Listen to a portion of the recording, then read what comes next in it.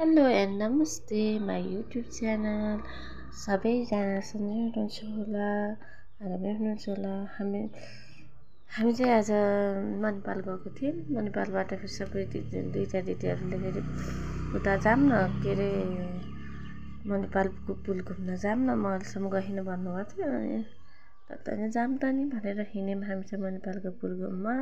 यो चाहिँ मणिपालको के अरे डक्टरहरू बस्ने हाउसिङ हो क्या है, हाउसिङ नै होला सायद। उहाँ चाहिँ हाम्रो हुनुहुन्छ इन्द्र दिदी। हामी 3जना छौँ है गाइस, 3जना भएर गएको। उहाँहरूको गफ चाहिँ फेरि मिठो चलिरहेको। त्यहाँ दाउरा पुल्ने मान्छे पुल्ने दाउरा भनेको छन्। अबे केरा पनि कस्तो भएको है भन्दै हिँड्नुभयो उहाँहरूले। अनि के अरे अहिलेसम्म आएको थिइनँ म त भन्नुहुन्छ फेरि। अनि दिदीको कुरा फेरि छुट्यो।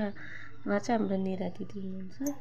निरा दिदीले फेरि मान्छे मर्दाखेरि हामीले कुन त मुरा लानुपर्छ, मेरो त खुट्टै नभएर लानै मिल्दैन भन्नुहुन्छ है। फेरि त्यतिखेर नै हाँस्यौँ एकछिन, रमाइलो भयो। जस दिदीहरूसँग हिँड्दै घाममा तत्तिँदै, पोलेको घाममा तत्तिँदै हिँड्दै हामी के अरे उसमा पुलसम्म पुग्न पनि गाह्रै परेको थियो। दिदीहरूलाई त हिँड्न पनि गाह्रो पऱ्यो अरे। यत्रो लामो बाटो रहेछ नि। हेर्नु न फुल कति राम्रो फुलेको छ है। फाइनली पुलमा नि पुग्यौँ। पुगेपछि सबैजना ह्याप्पी। अनि त्यसपछि गयौँ। अनि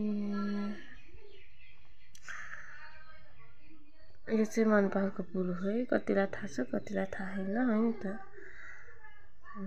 हिँड्नुभयो हाम्रो दिदी चाहिँ अगाडि, खै म हिँड्छु अगाडि भनेर हिँड्नुभयो ट्युब पारेर। अनि अर्को दिदी चाहिँ डराएर फेरि हिँड्नै नसक्नु सबैजना हिँड्नै सकिनँ म त डराएँ भन्नुहुन्छ। फेरि यही पुल तर्दाखेरि चप्पल पनि छुट्टिन्छ क्या मेरो, यस्तो छ। लास्टमा यस्तो चप्पल देखाएको छु क्या हो। मलाई त्यसपछि भिडियो बनाउनु पनि मन लागेन क्या। चप्पल सब छुट्यो, बेहाल तरिकाले चप्पल हातमा लिएर हिँड्नु पऱ्यो। त्यो पनि रमाइलो भयो त्यसरी हिँड्दा पनि। हजुरहरूलाई धन्यवाद छ मेरो युट्युब च्यानलमा। सब्सक्राइब र लाइक पनि गरिदिनु होला मेरो नयाँ च्यानल हो।